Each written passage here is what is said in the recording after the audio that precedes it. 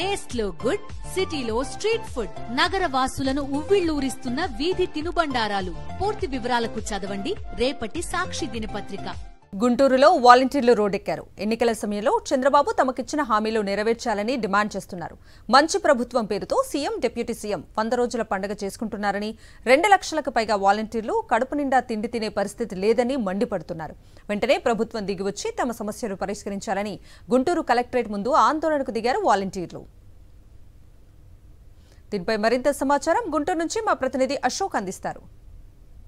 రాష్ట్ర వ్యాప్తంగా గ్రామ అలానే వార్డు వాలంటీర్లు తమ సమస్యలు పరిష్కరించాలంటూ ఏఐవైఎఫ్ ఆధ్వర్యంలో ఆంధ్రప్రదేశ్ రాష్ట్ర వాలంటీర్ అసోసియేషన్లో ఆధ్వర్యంలో నిరసన కార్యక్రమం చేపట్టారు.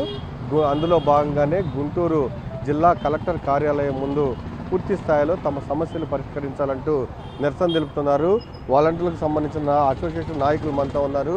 వాలంటీర్ వ్యవస్థకు సంబంధించి చట్టబద్ధత కల్పిస్తామని మేము అధికారంలోకి రాగానే 10,000 రూపాయలు పెంచి, ఇప్పుడు ప్రజెంట్ ఇచ్చే 5,000 కాకుండా 10,000 రూపాయలు పెంచిస్తామని వాలంటీర్ వ్యవస్థని మభ్యపెట్టడం జరిగింది.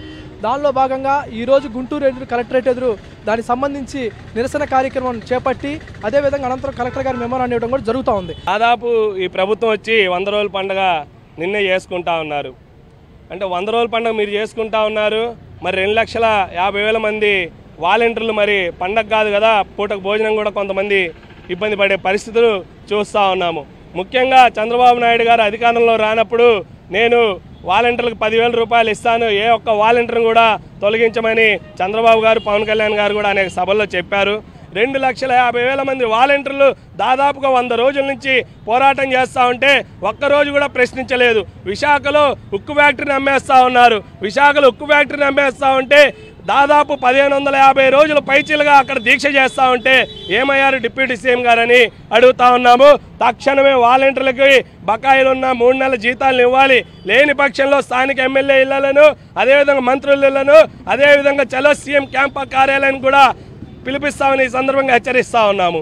జీతాలు చెల్లించట్లేదు, ఖచ్చితంగా వాటిని కూడా చెల్లించాలి, లేకపోతే పెద్ద ఎత్తున ఉద్యమం చేపడతామని కూడా వాలంటీర్ల అసోసియేషన్ హెచ్చరిస్తూ ఉంది. కెమెరామెన్ వెంకట్తో అశోక్, సాక్షి టీవీ, గుంటూరు.